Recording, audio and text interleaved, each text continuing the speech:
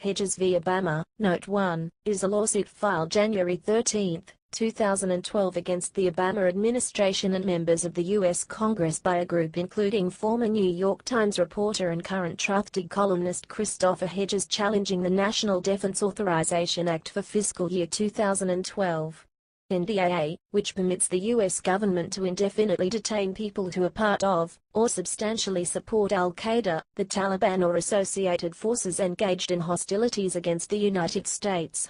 The plaintiffs contend that Section 1021, b-2, of the law allows for detention of citizens and permanent residents taken into custody in the U.S. on suspicion of providing substantial support to groups engaged in hostilities against the U.S. such as al-Qaeda and the Taliban respectively, that the NDAA arms the U.S. military with the ability to imprison indefinitely journalists, activists and human rights workers, based on vague allegations.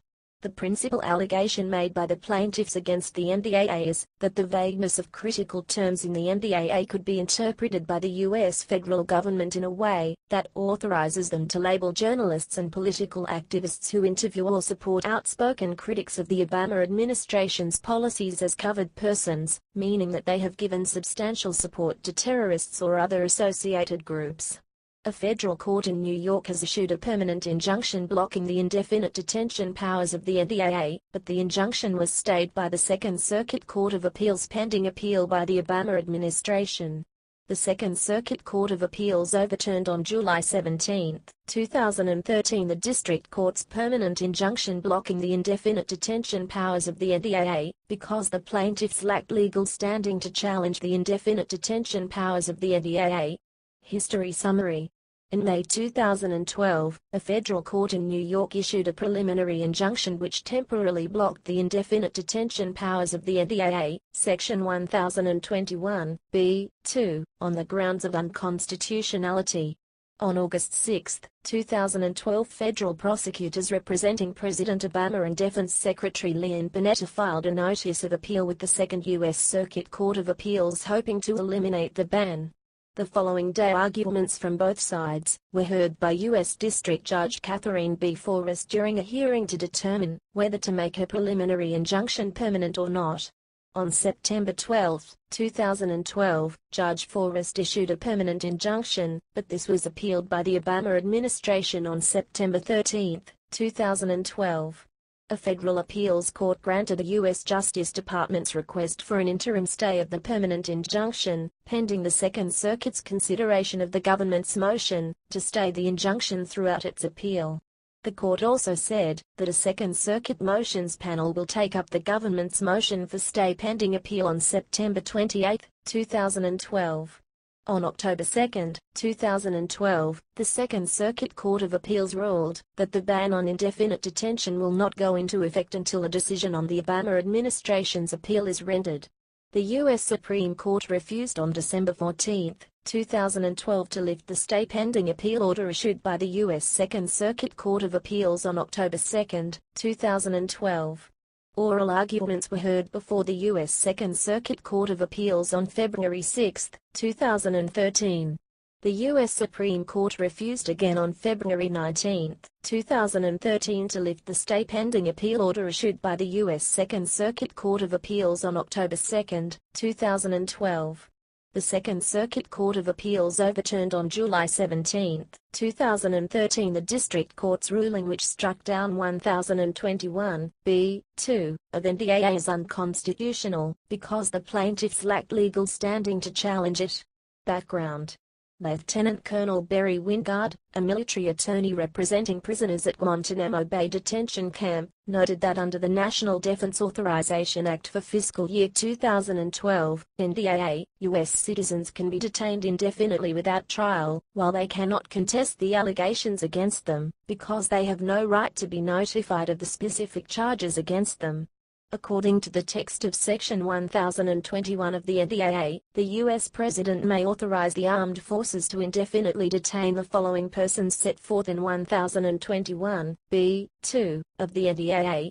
A person who was a part of, or substantially supported al-Qaeda, the Taliban, or associated forces that are engaged in hostilities against the United States or its coalition partners, including any person who has committed a belligerent act, or has directly supported such hostilities in aid of such enemy forces. Attorneys Carl J. Mayer and Bruce I. Afrin filed a complaint January 13, 2012, in the Southern U.S. District Court in New York City on the behalf of Chris Hedges against Barack Obama and Secretary of Defense Leon Panetta in the case Hedges v. Obama, 12 CV 00331. U.S. District Court, Southern District of New York, Manhattan, to challenge the legality of the authorization for use of military forces embedded in the latest version of the National Defense Authorization Act, signed by the President December 31, 2011. Plaintiffs beside New York Times war correspondent Christopher Hedges were Pentagon Papers whistleblower Daniel Ellsberg, writer, and linguist Noam Chomsky, Icelandic parliamentarian Birgitta Jones-Dottir, founder of the activist media group Revolution Truth Jennifer Bolin, Occupy London activist Kay Wargalla, journalist and founder of US Day of Rage Alexa O'Brien, and Cornel West. Besides Barack Obama and Leon Panetta, other defendants are John McCain, John Boehner, Harry Reid, Nancy Pelosi, Mitch McConnell and Eric Cantor. The plaintiffs said the NDAA chills speech by threatening constitutionally protected activities such as news reporting, protest and political organizing in defense of controversial causes such as the WikiLeaks case. They claim that the law not only put them at risk of arrest, but also allows indefinite detentions of U.S. citizens on U.S. soil, and that the provisions are too vague. The principal allegation made by the plaintiffs against the NDAA was that the vagueness of critical terms in the NDAA could be interpreted by the federal government in a way that authorizes them to label journalists and political activists who interview or support outspoken critics of the Obama administration's policies as covered persons, meaning that they have given substantial support to terrorists or other associated groups.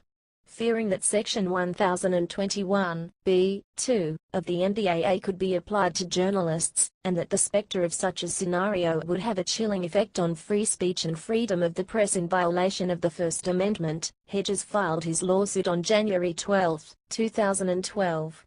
Naomi Wolf wrote, for example, in her affidavit, that she has refused to conduct many investigative interviews for fear that she could be detained under the auspices of applicable sections of the NDAA. My activities as a civil liberties, democracy advocate and independent journalist definitely leave me under the purview of the vague language of the NDAA, National Defense Authorization Act, said Jennifer Tangerine Bolin, one of 7 current plaintiffs, along with Hedges, in the suit.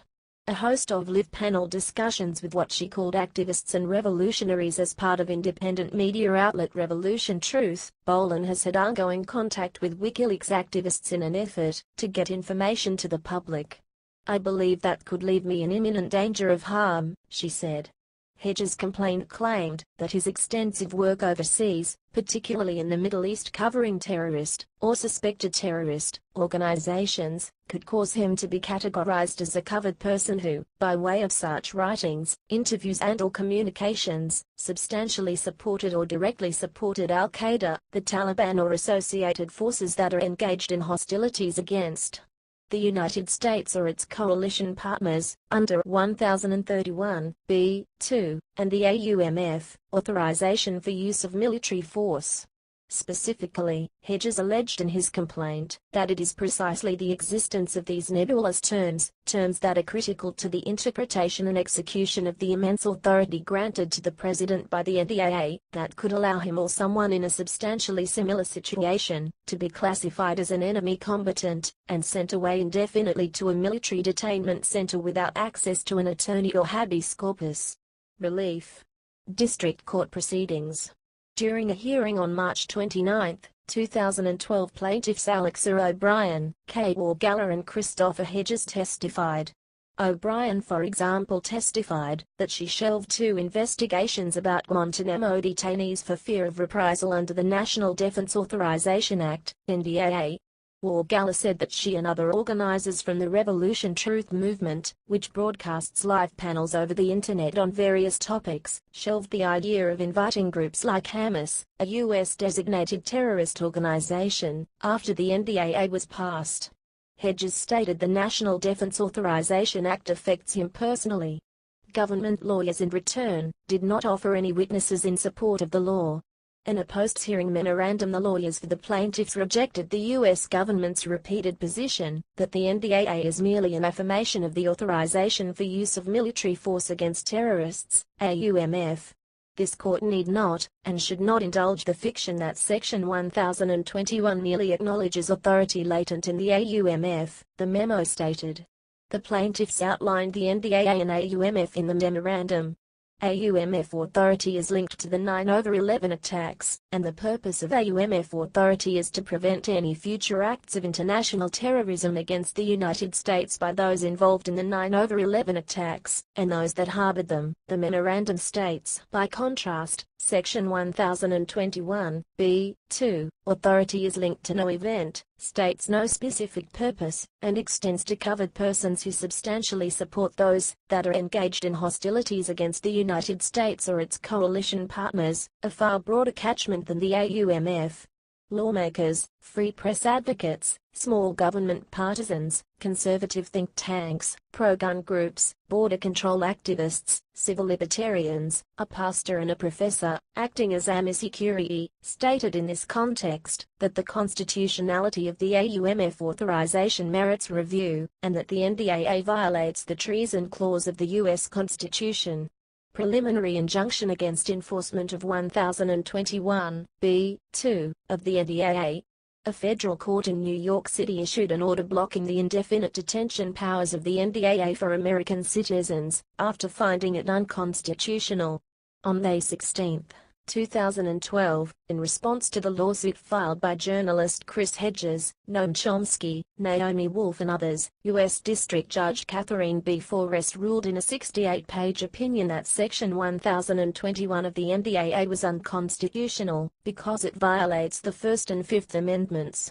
Judge Forrest agreed with the plaintiffs that 1021, b-2, of the NDAA was constitutionally infirm, violating both their free speech and associational rights guaranteed by the First Amendment as well as due process rights guaranteed by the Fifth Amendment of the United States Constitution, also noting that the United States government did not call any witnesses, submit any documentary evidence or file any declarations in the case, and that the government was unwilling, or unable to state, that these plaintiffs would not be subject to indefinite detention under Section 1021, putting them at risk.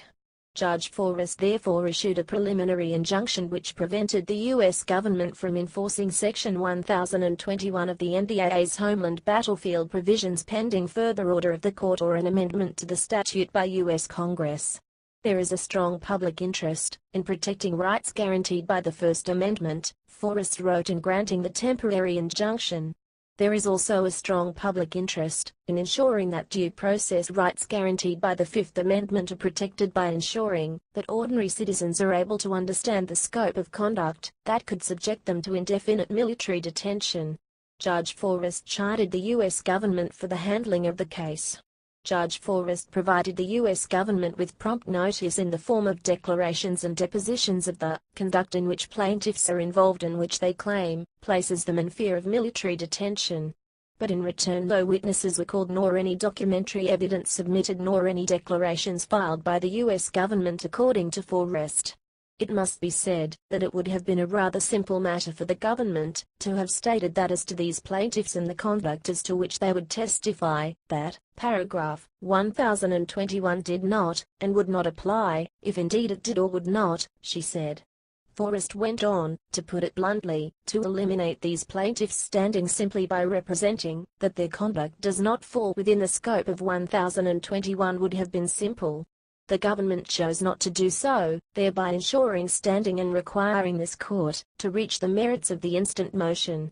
According to Forrest, plaintiffs demonstrated a more than plausible claim that the statute inappropriately encroaches on their rights under the First Amendment. Forrest observed and concluded.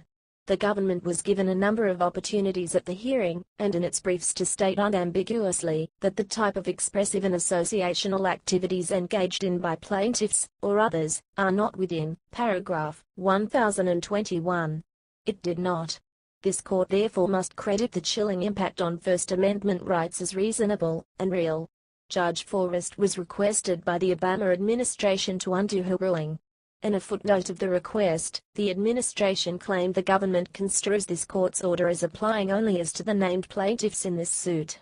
In an opinion and order filed June 6, 2012, Judge Forrest clarified her statement, saying that her injunction applies, not just to the named plaintiffs in the suit, contrary to government's narrow interpretation.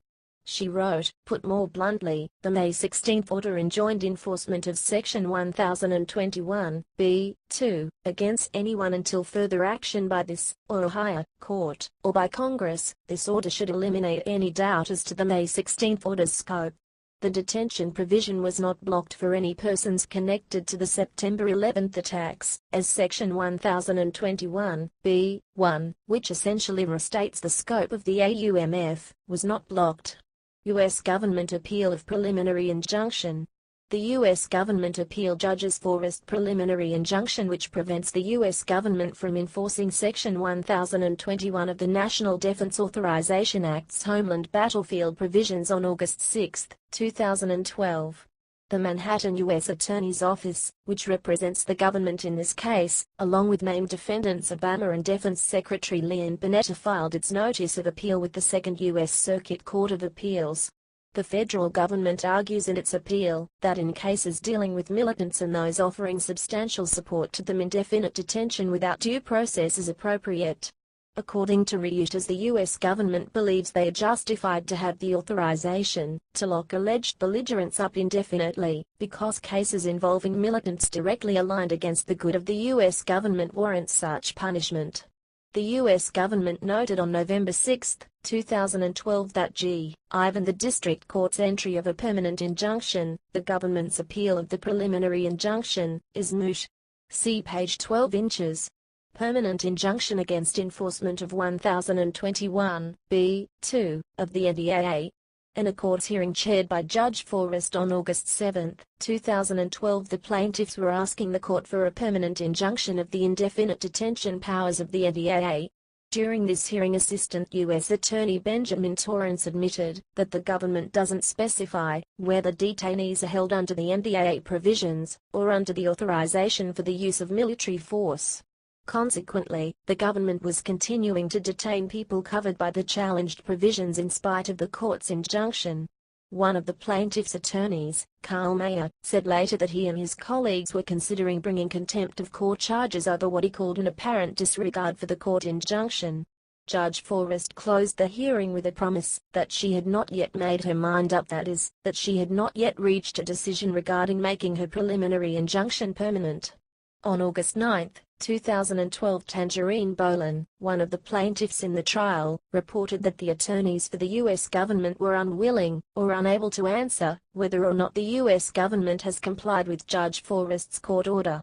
In this hearing, Obama's attorneys refused to assure the court, when questioned, that the NDAA's provision, one that permits reporters and others who have not committed crimes to be detained without trial, has not been applied by the U.S. government anywhere in the world after Judge Forrest's injunction. In other words, they were saying to a U.S. judge that they could not, or would not state, whether Obama's government had complied with the legal injunction that she had laid down before them. To this, Judge Forrest responded that, if the provision has indeed been applied, the United States government itself will be in contempt of court.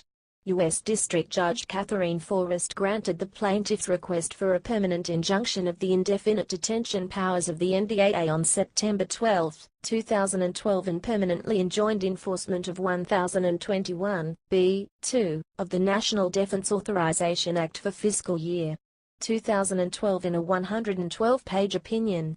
Forrest issued a permanent injunction barring the government from relying on the Defense Authorization Law to hold people in indefinite military detention on suspicion that they substantially supported al-Qaeda or its allies, at least if they had no connection to the September 11 attacks.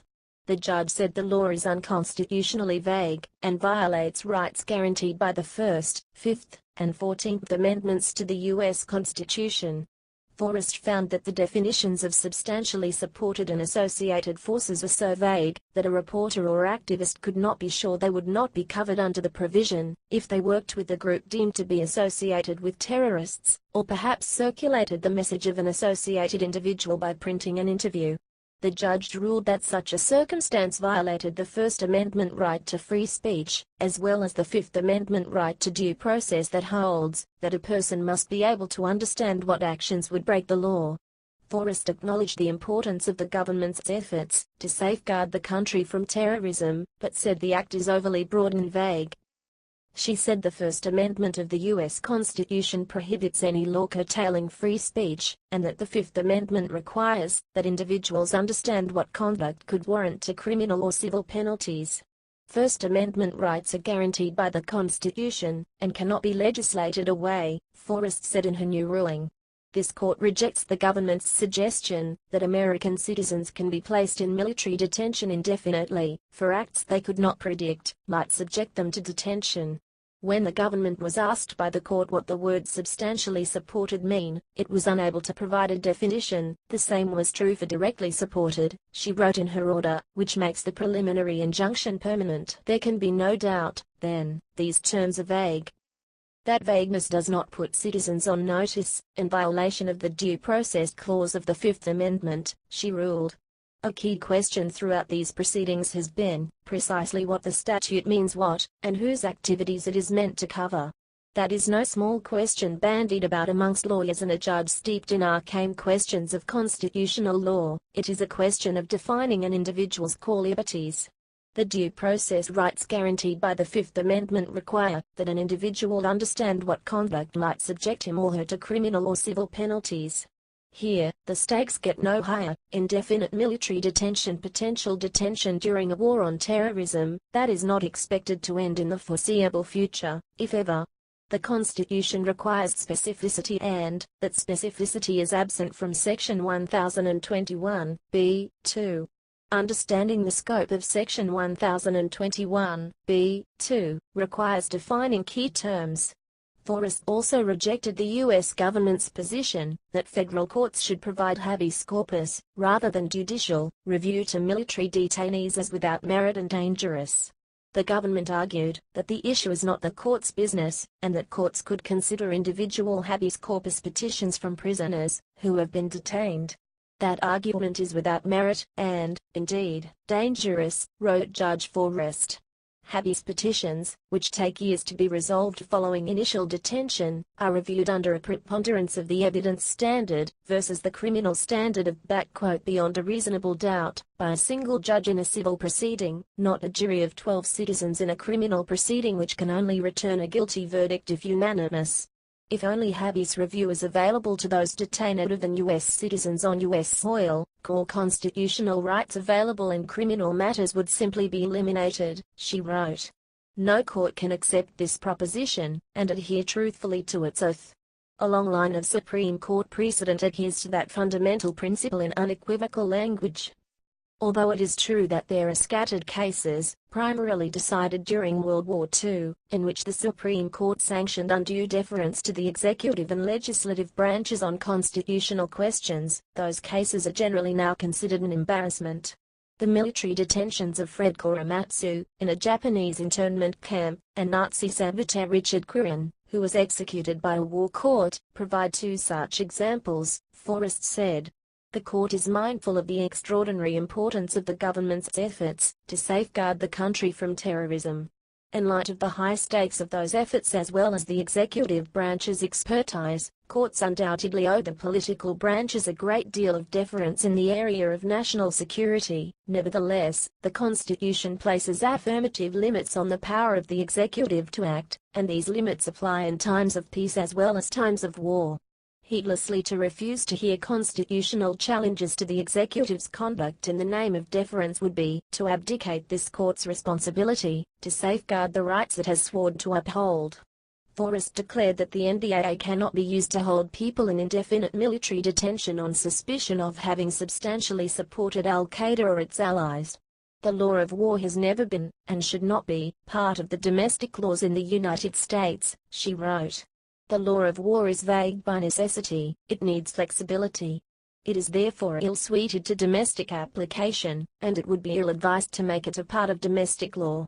Forrest also argued that in passing the law, Congress had dramatically expanded the categories of people that can be detained. The U.S. government had argued that the NDAA was a reassertion of powers provided by Congress in the 2001 Authorization for Use of Military Force, which targeted perpetrators of the September 11 attacks and those who helped them.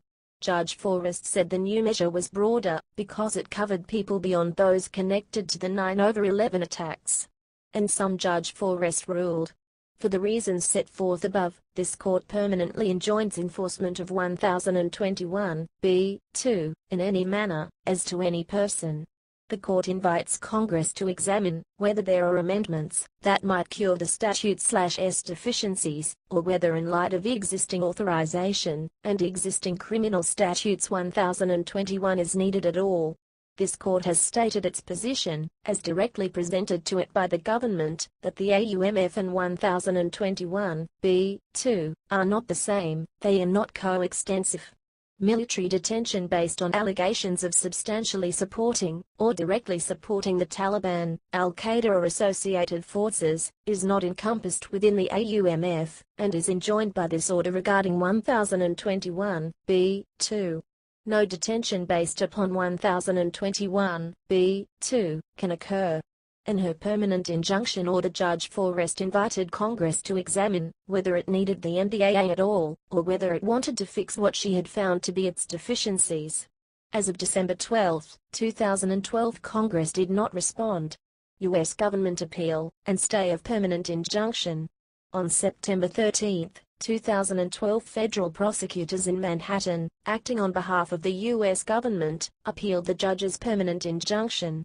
In court papers on September 14, 2012, they also asked the judge to immediately freeze her order until it is taken up by the Second U.S. Circuit Court of Appeals in New York.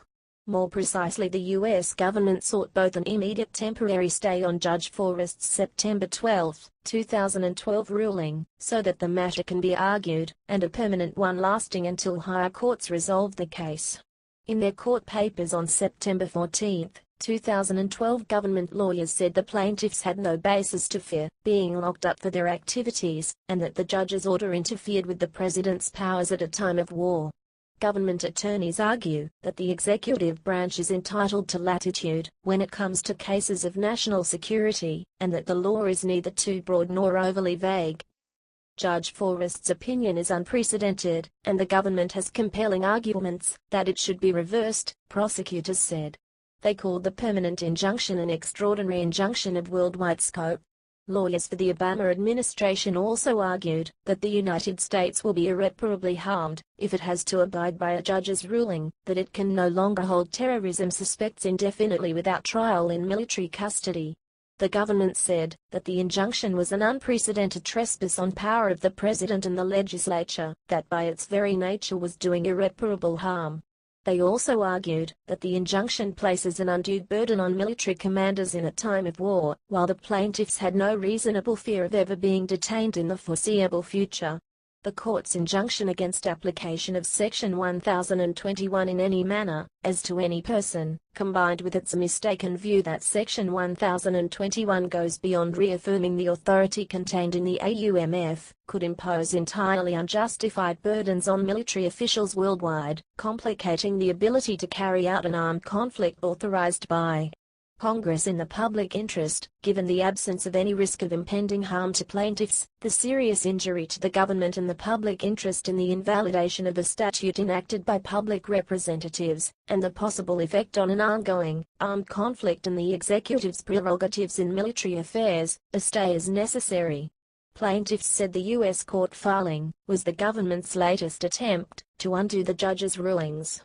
The Obama administration is doubling down in their effort to chill civil liberties, reporter activities and activists in the United States by hyper-aggressively trying to overturn an opinion by a federal judge. Carl Mayer, an attorney for the plaintiffs, said on September 13, 2012. a lawyer for the plaintiffs, Bruce Afrin, noted that the government's lawyers told Judge Forrest during arguments, after she issued her first temporary injunction in May 2012, that they did not know if the administration was using the detention provision. If the government is now arguing that stopping the practice would cause irreparable harm, it shows the administration was indeed using the law and violating the injunction, Afrin said. The only way they could be done irreparable harm is if they've been using this all along, Afrin said. It just shows the lawlessness of this, even under the Obama administration, he added. Judge Forrest denied on September 14, 2012 the government's request for an immediate stay of her injunction, so that 1021(b)(2) of the NDAA law cannot currently be used, and said she would rule on September 19, 2012. On whether to suspend it from then on. At that juncture, the U.S. Justice Department said it would not wait until September 19, 2012, and will file emergency papers on September 17, 2012 morning. The U.S. Department of Justice, DOJ, had asked on September 17, 2012 the U.S. Second Circuit Court of Appeals to place an emergency stay on the permanent injunction made by Judge Forrest on September 12, 2012, so that the U.S. President's power to indefinitely detain without charge people accused of providing substantial support to terrorist groups is reaffirmed immediately. The Justice Department wanted the U.S. Second Circuit Court of Appeals to put the judge's ruling on hold while they challenged her decision on appeal. The DOJ contended that Judge Catherine Forrest's ruling incorrectly interpreted the Authorization for Use of Military Force, AUMF. The Justice Department also said Forrest's decision not only invalidated the NDAA, but went further, rejecting the White House's long-standing interpretation of the President's and the military's authority to detain terror suspects. The District Court has taken it upon itself to disagree with an interpretation of the military's detention authority that had previously been endorsed by all three branches of government, Justice Department lawyer Auguste Flench said in a 42-page court filing. What is more, the District Court expressly invites actions for contempt sanctions if the military exercises detention authority in a manner inconsistent with the court's deeply flawed understanding of the scope of that authority. In their filing, prosecutors said the order threatens irreparable harm to national security and the public interest by injecting added burdens and dangerous confusion into the conduct of military operations abroad during an active armed conflict. Lawyers from the Justice Department under Barack Obama argued they needed an emergency stay because the permanent injunction appears to be worldwide in its effect, intruding upon military operations in the ongoing armed conflict against al-Qaeda, the Taliban, and associated forces. In arguing for the stay, the government also questioned the appropriateness of issuing an injunction against the president. The courts have recognized that any injunction running against the president would be extraordinary, the government attorneys wrote, and also stated that an act of Congress is entitled to a presumption of constitutionality.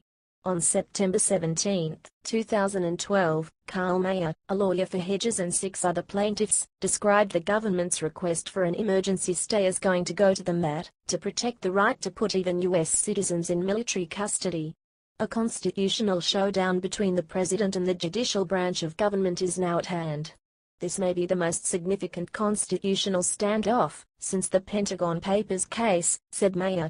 The administration of President Obama within the last 48 hours has decided to engage in an all-out campaign to block, intimidate, and overturn an order of a federal judge, said Bruce Afrin, co-lead counsel for the plaintiffs.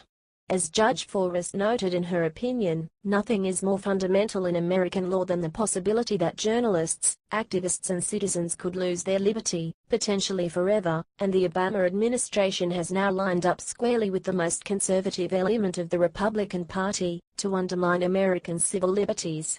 Christopher Hedges, the lead plaintiff in Hedges v. Obama, stated, the request by the government to keep the law on the books during the appeal process raises a disturbing question.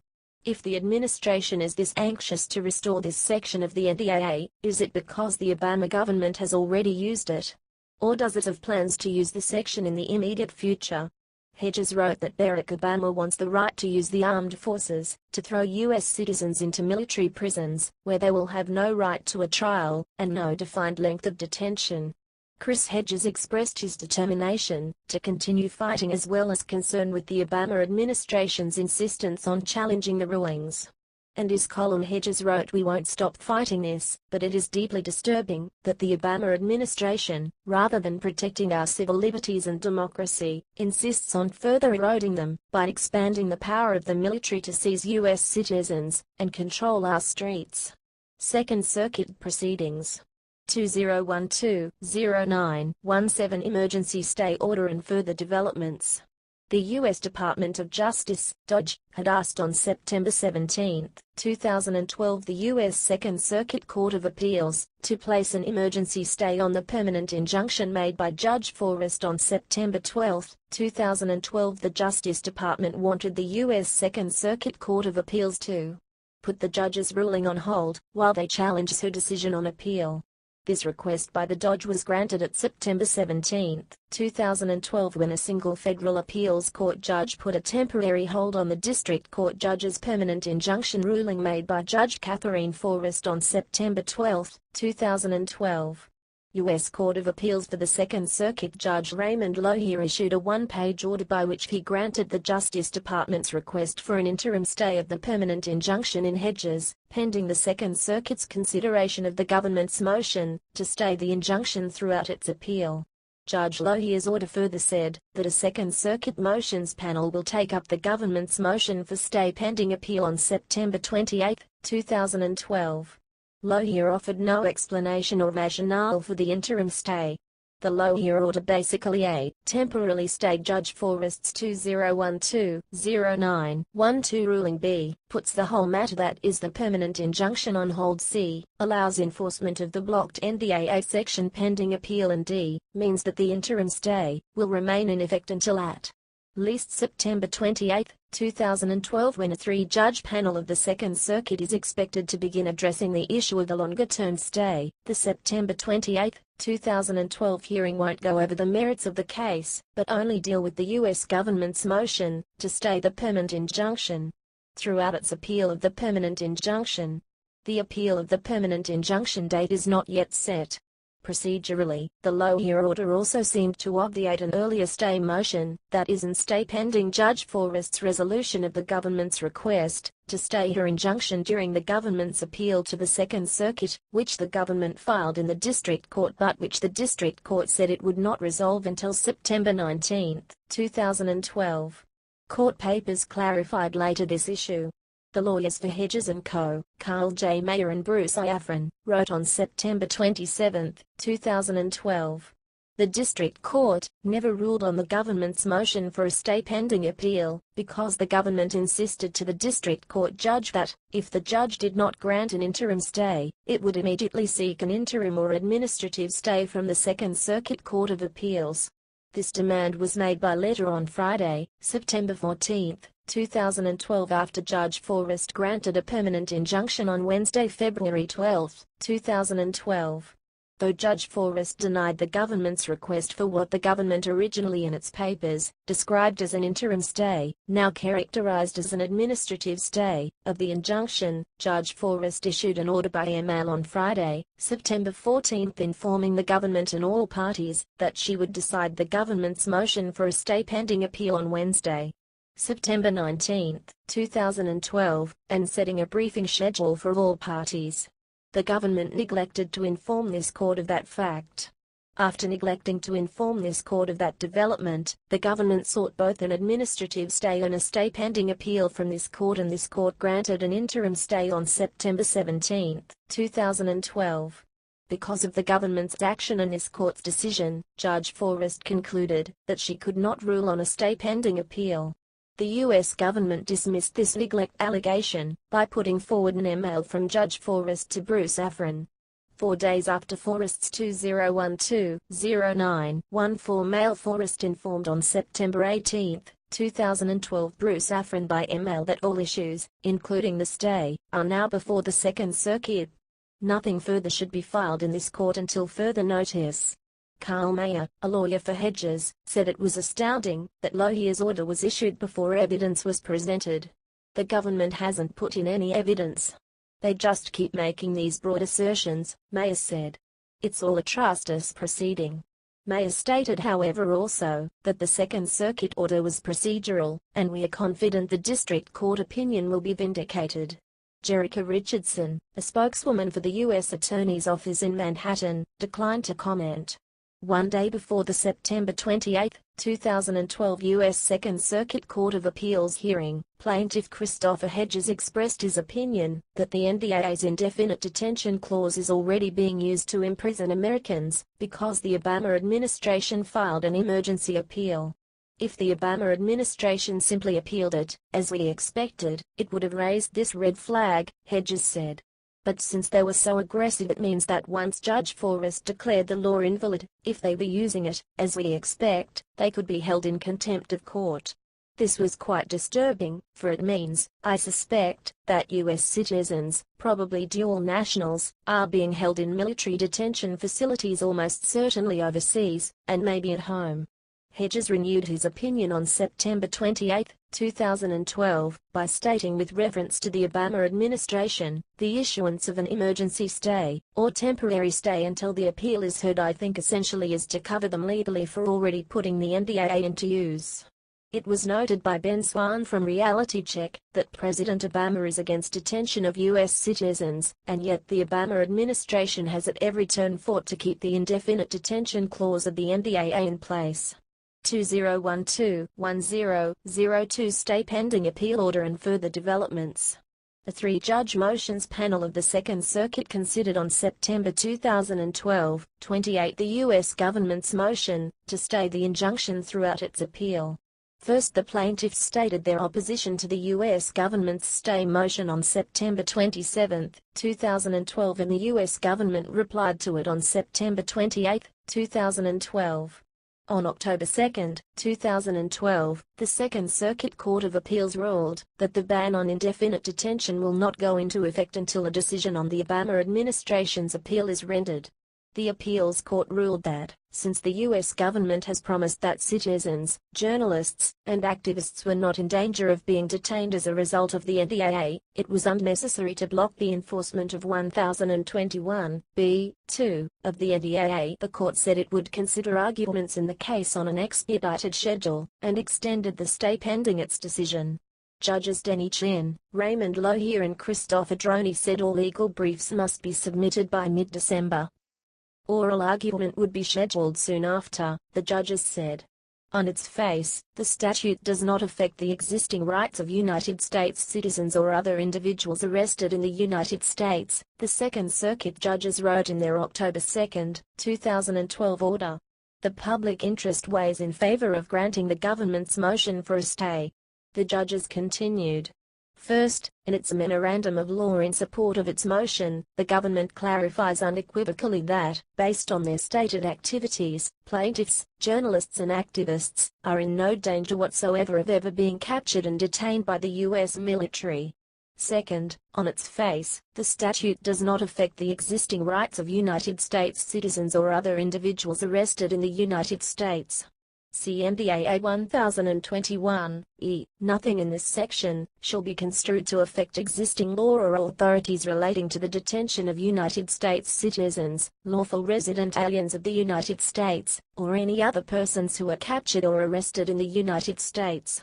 Third, the language of the district court's injunction appears to go beyond NDAA 1021 itself, and to limit the government's authority under the Authorization for Use of Military Force.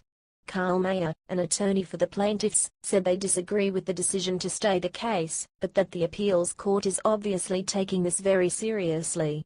According to reporter Alexander Higgins, the circuit court did its ruling only after the Obama administration made the following clarifications. 1. Plaintiffs would not be targeted for indefinite detention for their activities. 2. The NDAA can only be applied to those who directly supported or aided in the 9/11 terror attacks, and in direct hostilities against the United States and its allies in the war on terror. And 3. The NDAA would not be applied to American citizens or those captured on United States soil.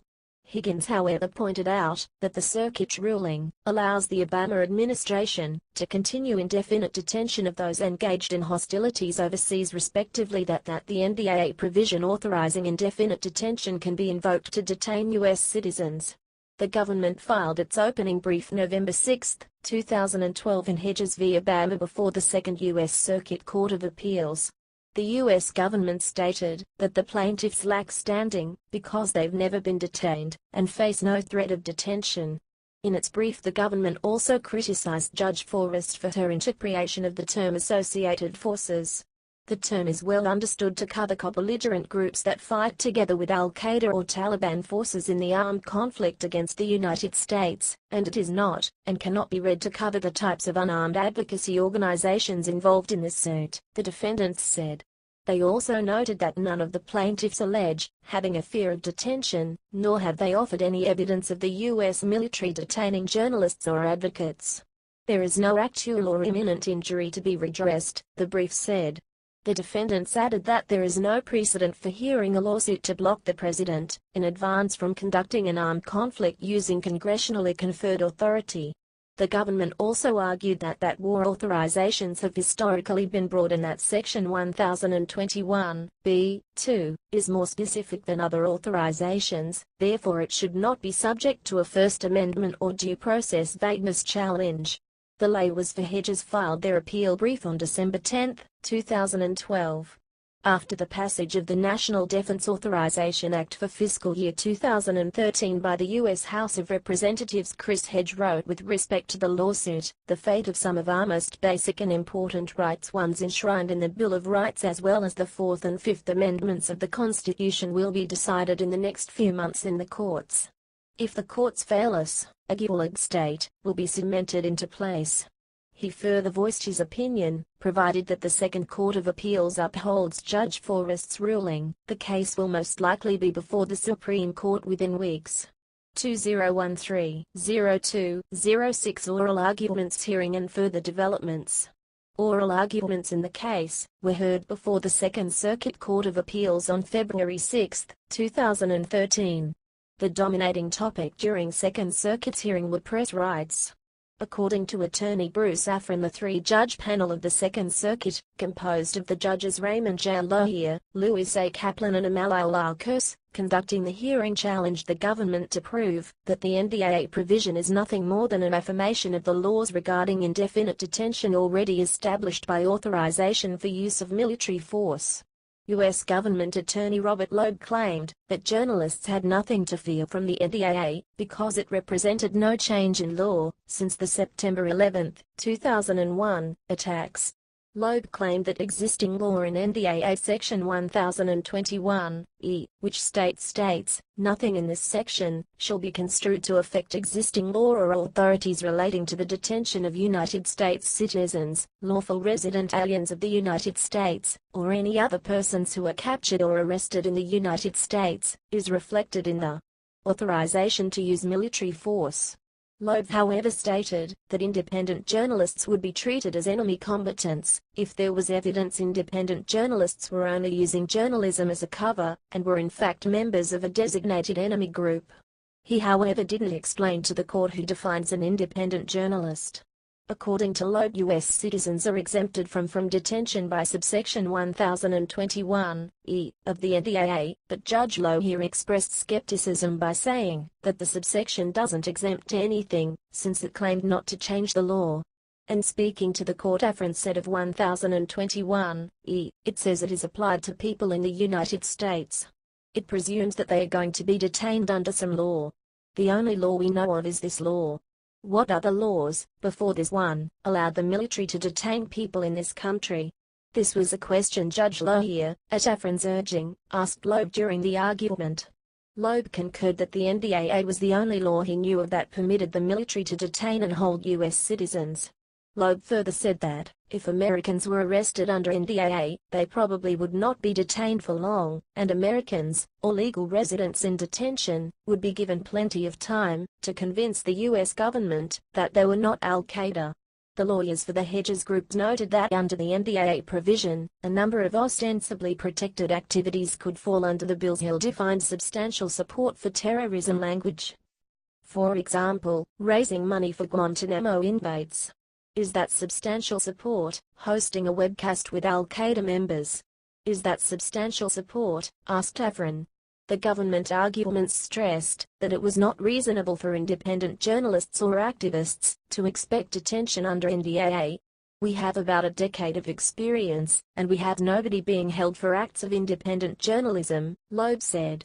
He said that this is the reason for plaintiffs' lack of standing, that is, the plaintiffs had failed to show an objectively reasonable fear of being placed in long-term detention. Justice Department Attorney Robert M. Loeb claimed the journalists/activists bringing the case have to demonstrate injury or active injury. They have not demonstrated that they will be detained indefinitely by the military in the immediate future, so they should not be able to bring their case. But the plaintiffs' lawyers rejected this. They argued plaintiffs had legal standing to challenge Section 1021(b)(2) of the National Defense Authorization Act of 2012, because it interfered with their right to free speech, by creating a basis to fear that they might be placed in military detention on the basis of their activities. A critical issue in the lawsuit has been what the words substantially supported mean in the provision, because the government claims it can detain people who are suspected of substantially supporting al-Qaeda. Loeb said the AUMF provided detention authority, and then, after Lohier asked a follow-up, he said the question about whether the AUMF granted authority to detain substantial supporters would be subject to further litigation. A representative from Congress, sent by U.S. Senator Lindsey Graham and U.S. Senator John McCain, stepped up to provide testimony on why Congress had passed the NDAA and included the substantially supported provision. The representative suggested that it is typical for Congress to use words that are general in nature, so that the executive branch can have the latitude to decide how to interpret them. One critical issue was addressed by the judges, as Lohier took the opportunity to ask if this was the first time Congress had passed a law affirming an already existing authority involving detention. The representative said yes. Plaintiff lawyer Carl Meyer told a panel after the hearing that the case importance emanates from the case outcome, that is, whether the United States justice system will be in the long run a civil or a military justice system. The civil justice system is something that's ingrained in the Constitution, and was always very important in combating tyranny and building a democratic society.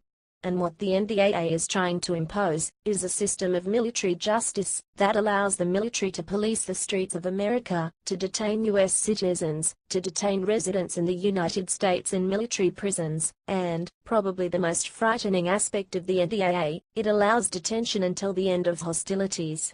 According to AFRN and fellow attorney Carl Meyer, the Second Circuit judges will likely not rule on the injunction for some months, awaiting the result of the Supreme Court case Clapper v. Amnesty International USA challenging the government's use of electronic surveillance. Following the USSC decision in favor of the government, several legal experts expressed that Clapper also hints at a rocky reception for the challenge to the NDAA and Hedges. After the U.S. Supreme Court handed down its ruling in Clapper v. Amnesty International on February 26, 2013, Meyer stated that the impact of the Supreme Court ruling would be limited, because Clapper and Hedges are very distinct cases. The Hedges case is a much greater harm, the possibility of detention at the hands of the military, potentially forever, Meyer wrote in an email on February 26, 2013. The type of harm alleged in the wiretapping case was indirect. In Hedges the threat is directly to journalists, because they're the ones who could be rounded up by the military, whereas in the wiretapping case decided today, the people under surveillance are not the journalists, but the people they report on, presumably. Further decision over the NDAA provision injunction may not come until June 2013, according to news website Salon.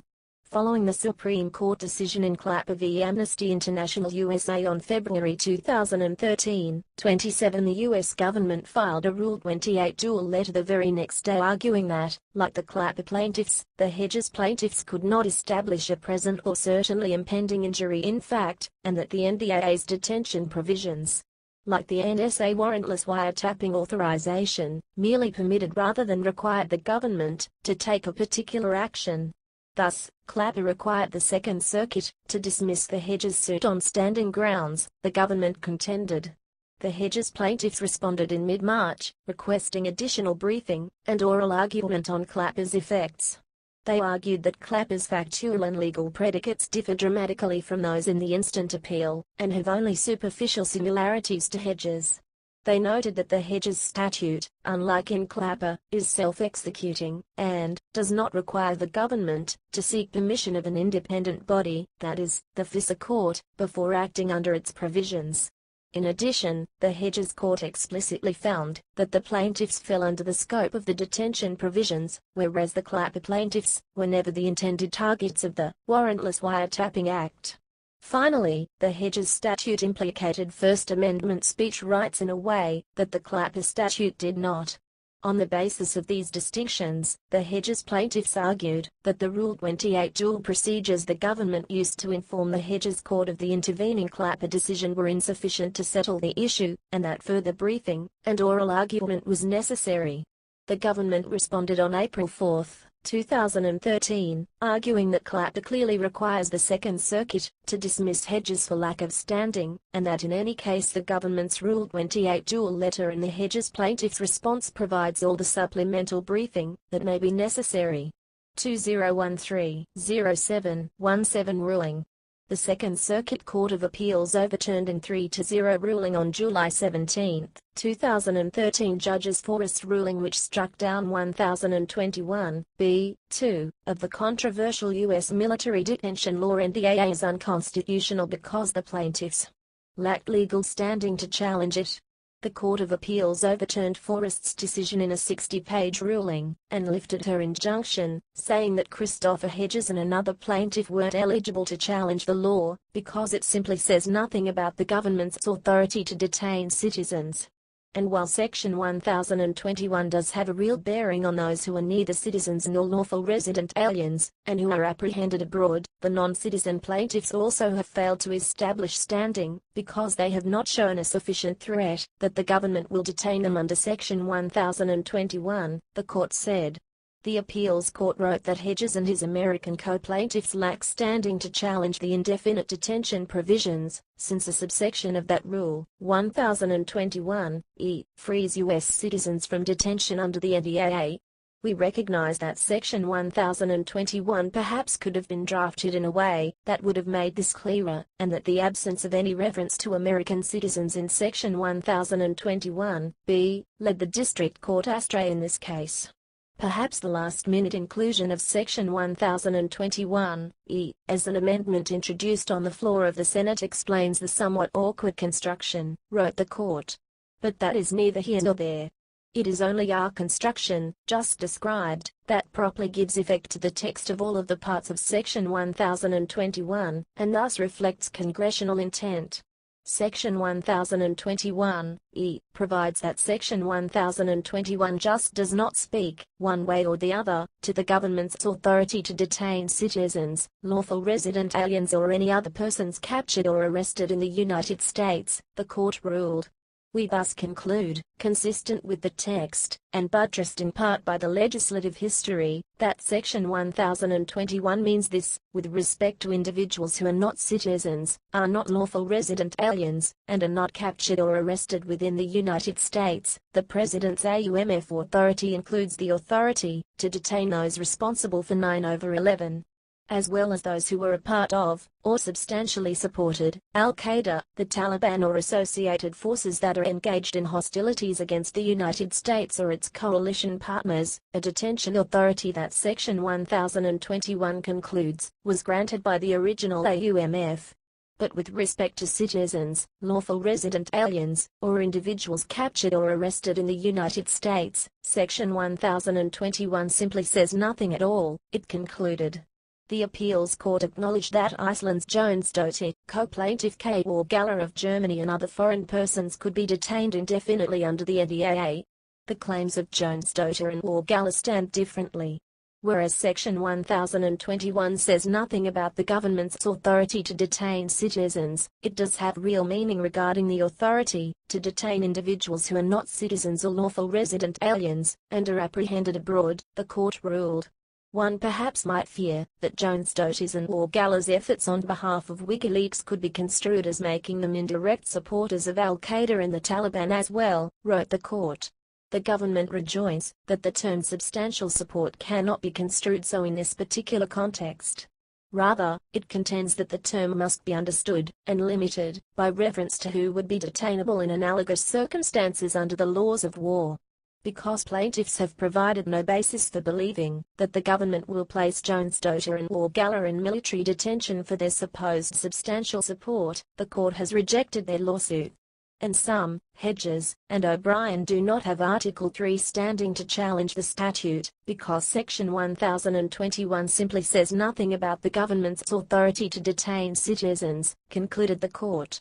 While Section 1021 does have meaningful effect regarding the authority to detain individuals who are not citizens or lawful resident aliens, and are apprehended abroad, Jones, Dotter and Wargalla have not established standing on this record. We vacate the permanent injunction, and remand for further proceedings consistent with this opinion. U.S. District Judge Lewis Kaplan, who sat with the Second Circuit by designation, and wrote the decision, said Section 1021 nonetheless does not foreclose the possibility that previous existing law may permit the detention of American citizens, citing as an example Yasser Esam Hamdi, a U.S. citizen detained after allegedly fighting alongside the Taliban in Afghanistan in 2001. The Second Circuit vacated the permanent injunction, returned the case to Forrest for further proceedings consistent with its ruling. Plaintiffs intend on taking their case to the Supreme Court. The Second Circuit panel did not distinguish itself in upholding civil rights in America, said Carl Mayer, an attorney for the plaintiffs. I think the decision is eminently appealable, because it reverses a very solid and comprehensive lower court opinion, and frankly I think it's time for the Obama administration to stop supporting these statutes like the indefinite detention law. Bruce Affron, a lawyer for Hedges, said the ruling continues a distressing trend in which American federal courts are refusing to rule in cases where the U.S. government is overreaching and violating civil liberties. The Manhattan U.S. Attorney's Office, which represents the government in the case, declined to comment. Tangerine Boland, a co-plaintiff in the case alongside Hedges, said, "Losing one battle is not losing the war. This war is an assault on truth itself. It flaunts reason, sanity and basic decency. We will not stand down in the face of these egregious assaults on our rights and liberties." Hedges called the ruling distressing and said, "It means there is no recourse now either within the executive, legislative or judicial branches of government to halt the steady assault on our civil liberties and most basic constitutional rights." U.S. Supreme Court Proceedings 2012-1212 Emergent Application to Vacate Temporary Stay of Permanent Injunction. The group of journalists, activists, and academics, as well as a member of Iceland's parliament around Christopher Hedges, filed an application, a so-called emergent application, to vacate temporary stay of permanent injunction docket 12-600, with the U.S. Supreme Court on December 12, 2012. With the application, the group asked the Supreme Court to lift the stay pending appeal order issued by the U.S. Second Circuit Court of Appeals on October 12, 2012, and thus to put back into effect District Judge Forrest's order from September 12, 2012, which permanently enjoined enforcement of 1021, b-2, of the National Defense Authorization Act for fiscal year 2012. The new application was filed with Justice Ruth Bader Ginsburg, who handles such emergency matters from the Second Circuit geographic area. She has the authority to decide the issue on her own, or share it with her colleagues. The application submitted by plaintiff attorney Bruce Affron stated, "Unless this court lifts the stay, core constitutional rights will continue to be violated, and the status quo that the military cannot detain civilians will be upended pending an appeal process that could take many months if not years." It also said that Americans are in actual and imminent danger of losing their core First Amendment rights and fundamental equal protection liberties. The application was denied by Justice Ginsburg in her individual capacity as a circuit justice on December 14, 2012. In her order, Ginsburg pointed out to the case Doe v. Gonzales, in which Ginsburg said that the court should hesitate to interfere with an appeals court that was proceeding on an expedited schedule to review a ruling against a federal law, and that, in any event, the court should be cautious when such a law had been nullified in a lower court. 2012-1221 Refile of emergent application to vacate temporary stay of permanent injunction. The 2012-12-12 emergent application, to vacate temporary stay of permanent injunction, application 12-600, was refiled by the plaintiffs. Lay was to the U.S. Supreme Court Justice Antonin Scalia on December 21, 2012. The entire Supreme Court held a conference in which it considered to lift the 2012-1012 U.S. Second Circuit Court of Appeals stay, and to restore Judge Forrest's permanent injunction. Application 12-600 was denied on February 19, 2013, meaning the Supreme Court didn't lift the U.S. Second Circuit Court of Appeals stay, and indefinite detention under the NDAA stands, and indefinite detention under the NDAA stands, and indefinite detention under the NDAA stands, and indefinite detention under the NDAA stands, and indefinite detention under the NDAA stands, and indefinite detention under the NDAA stands, and indefinite detention under the NDAA stands, and